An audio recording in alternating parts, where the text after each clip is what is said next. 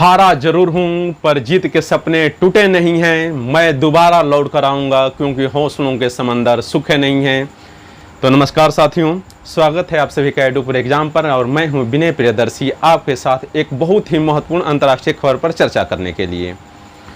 तो अलकायदा का जो कि अमेरिका पर हमला करने के लिए जाना जाता है, जो 9/11 के हमला करने के लिए जाना जाता है, उसके चीफ को हाल ही में अफगानिस्तान के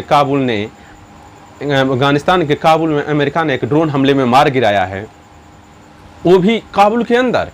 और अलकायदा के चीफ को मारने के लिए उसने एक विशेष प्रकार के हथियार का उपयोग किया है। तो हम इस सेशन में ये भी जानेंगे कि वह कौन सा हथियार है जिसका उपयोग किया गया, उसके लिए क्या रणनीतियां अपनाई गई और किस तरह से अलकायदा के चीफ को उसके अंजाम तक पहुंचाया गया और उस हथियार की क्या खासियत है। अमेरिकियों का एक सिद्धांत है कि न को तो भूलेंगे और न तो माफ़ करेंगे। जो भी अमेरिकी हितों के लिए खतरा बनेगा उसको उसके अंजाम तक पहुंचाया ही जाएगा, चाहे इसके लिए कितना भी लंबा इंतजार क्यों न करना पड़े या इसके लिए चाहे कितनी भी कुर्बानी क्यों न देनी पड़े। यह अमेरिकियों का सिद्धांत रहा है। तो आइए शुरुआत करते हैं इस सेशन की कि किस प्रकार से अमेरिका ने अपनी धाक बरकरार रखने की कोशिश की है और अल जवाहिरी को एक ड्रोन हमले में मार गिराया है। एक ऐसा हमला जिसके लिए लगातार 6 महीने से सुनियोजित ढंग से तैयारियां चल रही थीं और जब ही सारी तैयारी पूरी हो गई, अलकायदा के चीफ को उसके घर के बरामदे के बाहर ही तत्क्षण मार गिराया गया और उसके आसपास किसी को खबर भी नहीं लगी। तो ये बहुत ही महत्वपूर्ण मसला है। सोच लीजिए, जिसके लिए अमेरिका ने जिसके सर पर $25 मिलियन का इनाम रखा था। अंदाज कर सकते हैं कैसा आतंकवादी था। तो पहले यह भी हमें इस सेशन में विस्तारपूर्वक चर्चा करने से पहले पूरी कहानी समझिएगा। पहले हमें ये भी जानना जरूरी है कि मारा गया व्यक्ति है कौन और उस पर क्यों अमेरिका उसके पीछे पड़ा हुआ था। हम इस पर चर्चा करेंगे। अलकायदा के साथ आप ओसामा बिन लादेन का नाम जुड़ा हुआ सुनते रहते हैं कि अलकायदा को ओसामा बिन लादेन ने खड़ा किया और वो उसका चीफ था। लेकिन कहा जाता है कि ओसामा बिन लादेन के पीछे किसी का दिमाग था तो वो अल जवाहिरी का ही था। और इसको ओसामा बिन लादेन की मृत्यु के बाद 2011 में ओसामा बिन लादेन की ऑपरेशन जेरोनिमो के तहत पाकिस्तान के एबटाबाद में अमेरिकी सेना ने मार गिराया था। इसके बाद अलकायदा का चीफ अल जवाहिरी को बनाया गया था और इस पर अमेरिका ने $25 मिलियन का इनाम घोषित कर रखा है। इस पर अमेरिका ने $25 मिलियन का इनाम घोषित कर रखा था। और ये भी कहा जाता है कि 26/11 का जो हमला अमेरिका पर हुआ था उसमें 93 देशों के लगभग 3000 लोग मारे गए थे और इस हमले के पीछे पूरा का पूरा दिमाग जो था और सुनियोजित प्लान जो था वो अल जवाहिरी का ही था। ऐसा माना जाता है कि इसमें इन्हें पूरा का पूरा प्लान उसी का था। और सच कहिए तो अमेरिका के इतिहास में इससे बड़ा आतंकी हमला अभी तक नहीं हुआ है जो 11 सितंबर 2001 को हुआ था। और इस हमले का मास्टरमाइंड जो है अमेरिकी खुफिया एजेंसियां और अधिकारी अल जवाहिरी को ही मानते हैं। असल में यह ओसामा अल जवाहिरी कौन था? दरअसल असल में Al Zawahiri Osama bin Laden का पर्सनल डॉक्टर था। इसके डॉक्टर से लेकर आतंकी बनने तक की पूरी कहानी को इस सेशन में हम लोग जानेंगे और ये भी बताएंगे कि कैसे अमेरिका की आंखों की किरकिरी बना हुआ था और कैसे अमेरिका की आंखों में धूल झोंककर बार बार यह बच जाता था। फिर इन दिनों यह भारत के आंतरिक मामलों में भी हस्तक्षेप करने लगा था और भारत में भी चर्चा का विषय बना हुआ था। हाल ही में कर्नाटक में हिजाब विवाद के ऊपर एक बयान जारी करके यह हिजाब का समर्थन करते हुए दिखा था। तो आइए आज के सेशन में चर्चा करते हैं और देख सकते हैं कि दुनिया भर के न्यूज़पेपरों के अंदर एक खबरें छपी हुई हैं अल जवाहिरी के मर्डर की, उसकी हत्या की, कि अमेरिका ने उसको कैसे मार गिराया है। उसके घर के बरामदे के बाद देख लीजिए पूरी तरह से न्यूज़पेपरों में खबरें छपी हुई हैं। तो सबसे बड़ी बात यह है कि यह घटना अफगानिस्तान के शनिवार की है, अमेरिका के शनिवार की है, अफगानिस्तान के रविवार की है। और हम आज आपका सेशन ले रहे हैं तो जाहिर सी बात है कि पहले अमेरिका ने घटना अंजाम होने के बाद इसकी पुष्टि कर लिया कि मारा गया व्यक्ति अल जवाहिरी ही है। तब इसको उसने दुनिया के सामने पब्लिकली अनाउंसमेंट किया, यानी वो खबर आने में 3 दिन लग गया। इसके बाद मुझे थोड़ी विस्तारों की वजह से आज मैं अपना सेशन ले रहा हूँ और आपको ये चीज़ें बता रहा हूँ। दुनिया के सामने अमेरिकी राष्ट्रपति जो बिडेन ने घोषणा की और इस ऑपरेशन को अमेरिकी खुफिया एजेंसी ने अंजाम दिया। और सोचिए ये ऑपरेशन इतना सुनियोजित ढंग से किया गया कि इसमें एक भी व्यक्ति को कोई चोट नहीं आई। और अल जवाहिरी को उसके घर के बाहर बरामदे में गिराया गया और किसी को आसपास भनक तक नहीं लगी। अमेरिकी राष्ट्रपति ने बयान दिया है, अमेरिकी राष्ट्रपति जोसेफ बाइडेन ने बयान दिया है, जस्टिस हैज बीन डिनाइड। देख सकते हैं ट्विटर उनका पूरा तरह से है, justice has been denied and the terrorist leader is no more. Justice has been denied and terrorist leader is no more. देखिए हम पूरा उन्होंने लिखा है और इसमें क्या लिखा है, बाइडेन की छवि को चीन और अफगानिस्तान के, जब तालिबान की वजह से उन्होंने अफगानिस्तान छोड़ा था तो बाइडेन की छवि को बहुत बड़ा धक्का लगा था। बाइडेन अपनी छवि को यहाँ सुधारते हुए दिख रहे हैं कि और अपनी धाक को फिर से जिंदा रखना चाह रहे हैं कि किस तरह से हमारा दुश्मन दुनिया के किसी भी कोने में छिपा हो बैठा हो, हम उसको किसी भी कीमत पर छोड़ेंगे नहीं। अमेरिकी खुफिया एजेंसी का कहना है कि 2 मिसाइल अटैक किए गए और दोनों ही नहीं अटैक अपने सही लक्ष्य पर गिरी और इन्होंने अपना कार्य पूरा किया। बाइडेन ने खुद ऑफिशियली अपने ऑफिस से बाहर निकालकर पब्लिकली अनाउंसमेंट किया और कहा सैटरडे के दिन मेरे इंस्ट्रक्शन को ध्यान में रखते हुए अफगानिस्तान के काबुल में अल जवाहिरी को उसके अंजाम तक पहुंचा दिया गया है। इनका कहना था कि अमेरिकियों को मैं यह विश्वास दिलाना चाहता हूं कि मुझे इस बात से कोई लेना देना नहीं है कि चाहे कितना भी लंबा समय लगा हो, कितना हमको नुकसान झेलना पड़ा हो, लेकिन जैसे ही मौका मिला हमने इसको मौत के घाट उतार दिया है। यहाँ अमेरिका अपने रुतबा का दम भरता हुआ दिखाई दे रहा है। निश्चित ही यह बहुत बड़ी बात है कि किसी आतंकी संगठन के चीफ को उसके घर में, उसके सबसे सुरक्षित जोन में घुस के मार देना मामूली बात नहीं है और किसी को कानों कान खबर तक नहीं होती, आसपास पड़ोस किसी को, तो यह प्राउड करने की बात तो है ही। और भारत में भी लंबे समय तक मांग की जा रही है कि भारतीय सुरक्षा एजेंसियां भारत के दुश्मनों को, जो आप जानते हैं खासतौर पाकिस्तान में छिपे हुए बैठे हैं, उनको यदि वहीं खात्मा कर देती हैं तो भारतीयों का सीना गर्व से चौड़ा हो जाएगा। ऐसी मांग भारत में भी उठती रही है। सोचिए कि यदि ऐसी भारतीय एजेंसियां करती हैं तो देशवासियों के लिए कितने गौरव की बात होगी। एग्जैक्टली अमेरिका का सबसे बड़ा दुश्मन अल जवाहिरी ही था और जो उसके सुरक्षित, और अमेरिका ने उसके सुरक्षित घर अफगानिस्तान में ही ढेर कर दिया। इतना तक कि किसी को पड़ोस में खबर तक नहीं लगी। इस बात में अमेरिकियों को प्राउड करना लाजमी है। इन्होंने यह साबित कर दिया कि हम कहीं भी रहें, दुनिया के किसी भी कोने में हमारे दुश्मन रहें, वो हमारी नज़रों से बच नहीं सकते हैं। सच कहा जाए तो अमेरिका ने अफगानिस्तान बहुत पहले छोड़ दिया था, फिर भी इसने अल जवाहिरी पर नज़र रखा हुआ था। अल जवाहिरी अब निश्चिंत होकर घूम रहा था कि अब अमेरिका चला गया है अफगानिस्तान से, मेरा कोई कुछ बिगाड़ने वाला नहीं है। और तालिबान ने भी दुनिया को झांसे में दे रखा था कि मैं अलकायदा की मदद नहीं करूंगा, लेकिन अमेरिका अपना कार्य धीरे धीरे उस पर सुनियोजित ढंग से प्लान कर रहा था। और दरअसल अमेरिका अफगानिस्तान में क्यों आया था? दरअसल जब 9/11 का हमला हो गया था तो अमेरिका उसामा बिन लादेन को मारने के, अलकायदा का खात्मा करने के लिए ही तो अफगानिस्तान में लैंडिंग किया था और अफगानिस्तान में हमला करके वहां से सत्ता तालिबान के हाथों से वापस छीन लिया था, ये भी जानेंगे आप। और 20 सालों तक अमेरिकी सेना वहां पर डटी रही और तो और समझिए कि पूरी तरह से शासन भी उनके हाथ ही में था। परंतु ये 20 सालों में अल जवाहिरी का कुछ नहीं बिगाड़ सके, 20 सालों में अल जवाहिरी का कुछ नहीं बिगाड़ सके। लेकिन जाने के बाद अमेरिका ने बदला ले लिया और अपनी छवि सुधारने की दिशा में अमेरिका का यह कदम बहुत ही निर्णायक माना जाता है। अभी देखिए उसने ताइवान में अपने विदेश मंत्री नैन्सी पेलोसी को उतारकर एक और गेम यहाँ खेल दिया है। तो आप ध्यान देंगे, अल जवाहिरी जो था भारत के अंदर हिजाब विवाद में भी कूदा था। अल जवाहिरी ने कहा था कि हिजाब पहनना मुसलमानों का अधिकार है और हम उनके इस मुद्दे पर साथ हैं। आज हम आपको ये भी बताएंगे कि किस प्रकार के अल जवाहिरी टैक्टिक्स अपनाता था, इसका बैकग्राउंड क्या था, क्योंकि दुनिया में यह एक रोचक विषय था कि कैसे एक डॉक्टर जो कि पेशे से एक सर्जन था, कैसे मोस्ट वांटेड टेररिस्ट बन गया। सोच कर देखिए कि यह अफगानिस्तान में अपना कैंपेन चलाता था, लेकिन यह अफगानिस्तान का रहने वाला नहीं था, यह इजिप्ट मिस्र का रहने वाला था। दरअसल जो अल जवाहिरी है अपना सारा कैंपेन, जो टेररिज्म का कैंपेन था, यह अफगानिस्तान से चलाता था, पर यह अफगानिस्तान का रहने वाला नहीं था, यह रहने वाला मिस्र से था और वहाँ से इसने डॉक्टरी की पढ़ाई की थी। कहा जाता है कि यह अच्छे परिवार से बिलोंग करता था। इसके परिवार शिक्षा के क्षेत्र में या इसके परिवार के लोग शिक्षा के क्षेत्र में या बड़े बड़े पदों पर आसीन थे। वहाँ से इसने आतंक का रास्ता अपनाया और पूरी दुनिया में आतंक का खौफ पैदा करने में सफल रहा। अमेरिका ने 6 महीने पहले अल जवाहिरी की ट्रैकिंग शुरू की। यह कन्फर्म किया गया कि वह रोजाना सुबह 6 बजे बालकनी में टहलने आता है और अमेरिका ने इसके बारे पता लगाने के लिए अपने एजेंसीज को जनवरी 2022 में ही कह दिया था कि कन्फर्म करेंगे यह कहाँ है। अमेरिकी एजेंसी ने जनवरी 2022 में इसे ट्रैक किया और 1 अगस्त 2022 को इसे मार गिराया। दरअसल जो बिडेन ने जनवरी 2022 में कह दिया था अपनी एजेंसीज को, जो FBI है, CIA है, कि आप ट्रैक कीजिए कि अल जवाहिरी कहाँ छिपा हुआ है।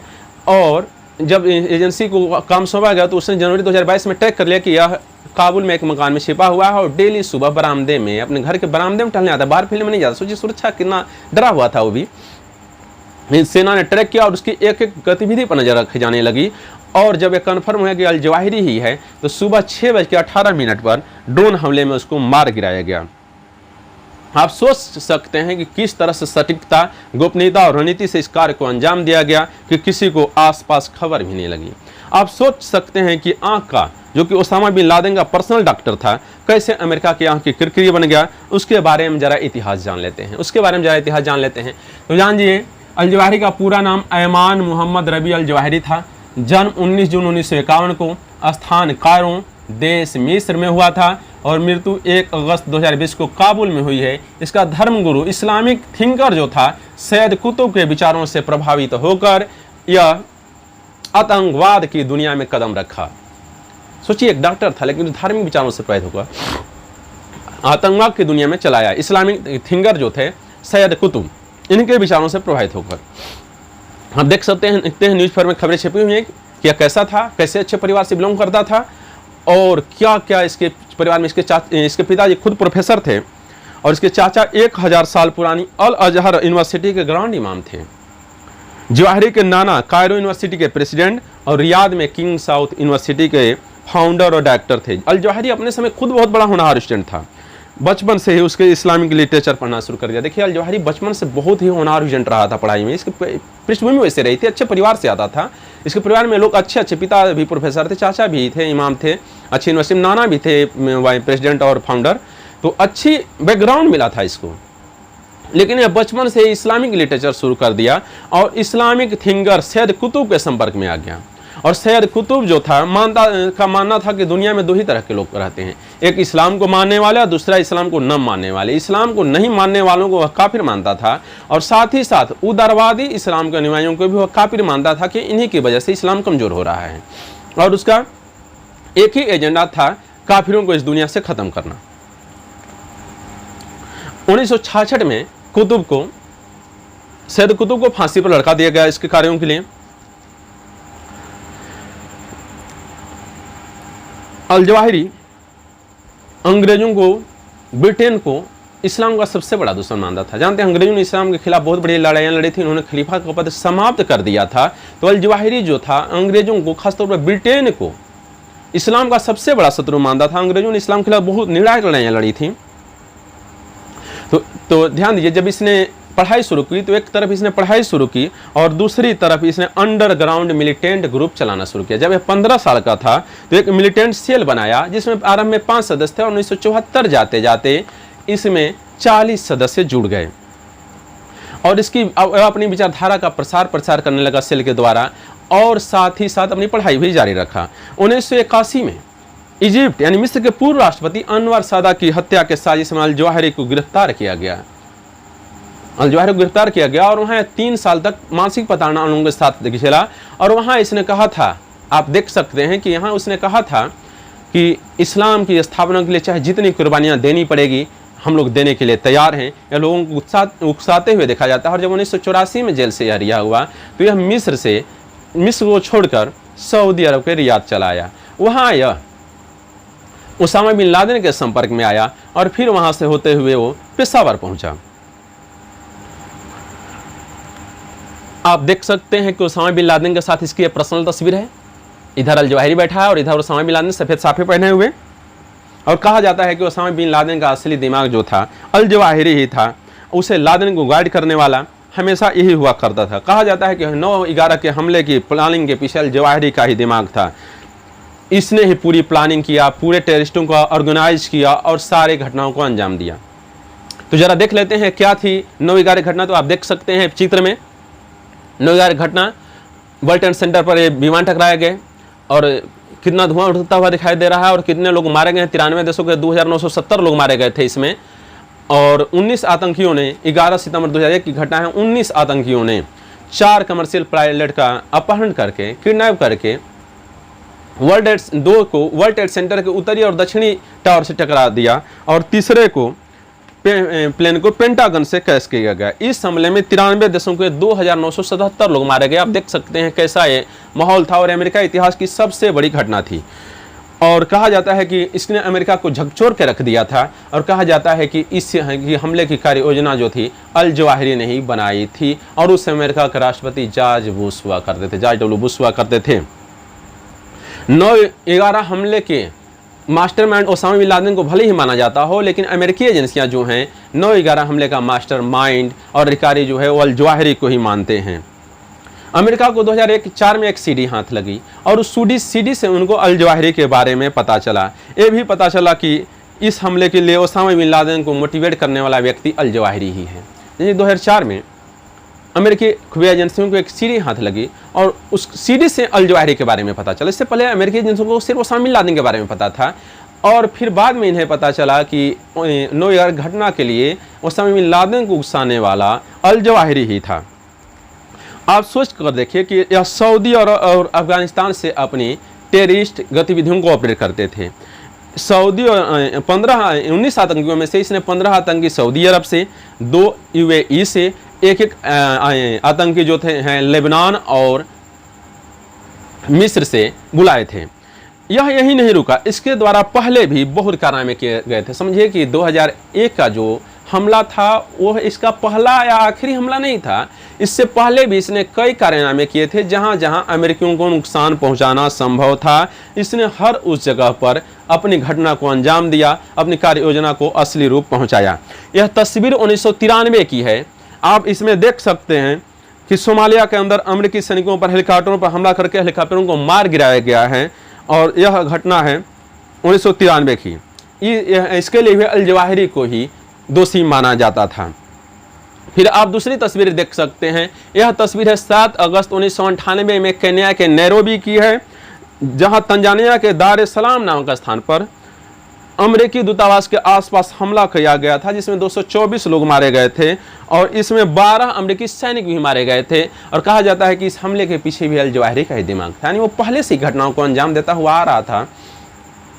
और एक और तस्वीर जिसमें वर्ष देखिए, एक और तस्वीर यह है जिसमें वर्ष 2000 के अंदर यमन बंदरगाह पर अलकायदा से जुड़े आतंकियों ने हमला किया और 17 अमेरिकी नौसैनिकों को मौत के घाट उतार दिया। आप देख रहे हैं इस वीडियो में, ये भी चित्र में, तस्वीर में न्यूज पेपर में छपी गई खबरें हैं, उतार दिया था।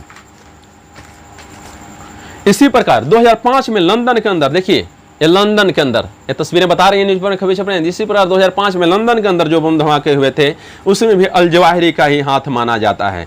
कहा जाता है कि अल जवाहिरी जो है ब्रिटेन को इस्लाम का सबसे बड़ा दुश्मन मानता था और वह इस्लाम की स्थापना के लिए ब्रिटेन का खात्मा चाहता था। तो देख सकते हैं कि उसने 9/11 के हमले से पहले और उसके बाद भी अपने कार्य योजना को असली जामा पहना रहा था। तो आइए साथियों, आइए बात करते हैं अमेरिका ने अल जवाहिरी को मारने के लिए कौन सी रणनीति अपनाई, किस अस्त्र का प्रयोग किया, किस वेपन का प्रयोग किया कि दुनिया को खबर भी नहीं लगी और अपने घटना को अंजाम दे दिया गया। तो कहते हैं कि अमेरिका ने इसे मारने के लिए रीपर ड्रोन, देखिए रीपर ड्रोन से 2 R9X हेलीकॉप्टर मिसाइलें दागी। ये रीपर ड्रोन है और इससे ये 2 रीपर R9X हेलीकॉप्टर मिसाइलें हैं, देखिए दागी गई हैं। ये जो मिसाइलें हैं इसकी खासियत बताई जाती है कि ये धमाके के साथ निकलती हैं। पहले ये समझ लेना है कि ड्रोन एक ऐसा जहाज होता है जिसमें उड़ाने वाला कोई आदमी बैठा नहीं होता, इसको नीचे से रिमोट के द्वारा बैठा हुआ आदमी ऑपरेट करता है। जैसे शादी विवाह में आप देखेंगे ड्रोन ऊपर उड़ा है, नीचे से आदमी उसको रिमोट की सहायता से उड़ाता है। ड्रोन वैसा ही है और इस ड्रोन को रीपर ड्रोन से 2 मिसाइलें दागी गई। ये देखिए R9X मिसाइल है और ये मिसाइल में आगे कुछ भी नहीं लगा हुआ है। ये जब जाती है तो उसमें से 6 ब्लेड निकलती हैं, देखिए इसमें 6 ब्लेड निकल रही हैं और ये अपने लक्ष्य को पर सीधा वार करती हैं। यदि आप घर के अंदर बैठे हुए हैं तो ये घर को तोड़कर आपको मार सकती हैं, यदि आप गाड़ी के अंदर बैठे हुए हैं तो गाड़ी के अंदर आपको मार सकती हैं और आपके पास वाले को पता भी नहीं चलेगा। कुछ इसी तरह से इस घटना को अंजाम दिया गया अल जवाहिरी के खात्मा करने के लिए। किसी को बगल में पता नहीं चला, ब्लेड निकला और अपने लक्ष्य को चूर चूर करके निकल गया। और कहा जाता है कि यह जो मिसाइल है एक विशेष प्रकार की साइलेंट किलर है, सीक्रेट किलर है अमेरिका का, जो दुनिया को पता नहीं चलता है। तो इस तरह से दुनिया का सबसे से चर्चित और वांटेड अलकायदा का चीफ अल जवाहिरी मारा गया। तो इस पर जरा हम तालिबान ने यूएस के इस हमले की निंदा की है, तालिबान ने अमेरिका के इस हमले की निंदा की है। तालिबान कभी स्वीकार नहीं करेगा कि अल जवाहिरी यहाँ छिपा हुआ था। दरअसल अमेरिका और तालिबान के बीच एक समझौता हुआ था और उसने उस समझौते में कहा था तालिबान ने कि वो अलकायदा को अपने यहाँ कोई शरण नहीं देगा और पनपने नहीं देगा। इसलिए तालिबान प्रत्यक्ष रूप से यह कभी एक्सेप्ट नहीं करेगा कि अल जवाहिरी मेरे यहाँ ही था। लेकिन हाँ, उसने इस हमले की निंदा की है और कहा है कि यदि ऐसा हमला हुआ है तो उसे ऐसे अफगानिस्तान की संप्रभुता पर, सॉवरेनिटी पर हमला माना जाएगा। सॉवरेनिटी से मतलब है कि अफगानिस्तान अपने आप को स्वतंत्र देश मानता है और उनका, तालिबान का कहना है कि हमारे देश के अंदर जो भी घटनाएं होंगी उसका सारे क्रियान्वयन करने का जिम्मेदार हम खुद हैं, इसमें बाहरी शक्तियों को हस्तक्षेप नहीं करना चाहिए। इस तरह से उसने, अन्यथा इसके परिणाम बुरे होंगे, उसने अमेरिका को धमकी दी है। वो कहता है कि जब हम खुद निर्णय लेने में सक्षम हैं तो अमेरिका सैन्य कार्रवाइयाँ क्यों किया, यह अपनी अस्मिता से जोड़कर देख रहा है। तो जो भी हो, अमेरिका ने अपना काम कर दिया है। तो जरा जान लेते हैं दुनिया भर में इस घटनाक्रम पर क्या रिएक्शन रहा है। दुनिया भर में इस घटनाक्रम पर क्या रिएक्शन रहा है। तो सऊदी अरब ने इस घटना की तारीफ की है और उसने कहा है कि शांति की स्थापना में एक महत्वपूर्ण कदम है। ऑस्ट्रेलिया, कनाडा सहित विभिन्न देशों ने इसकी तारीफ की है और कहा है कि शांति की स्थापना की दिशा में एक कदम और बढ़े आगे। तो आशा उम्मीद है कि आपको यह जानकारी समझ में आई होगी। यदि यह सेशन समझ में आया हो तो इसे सभी साथियों को शेयर कर दीजिए, लाइक कर दीजिए। यदि आप चैनल पर नए हैं तो सब्सक्राइब कर दीजिए। फिर मिलते हैं दूसरे दिन। Good night.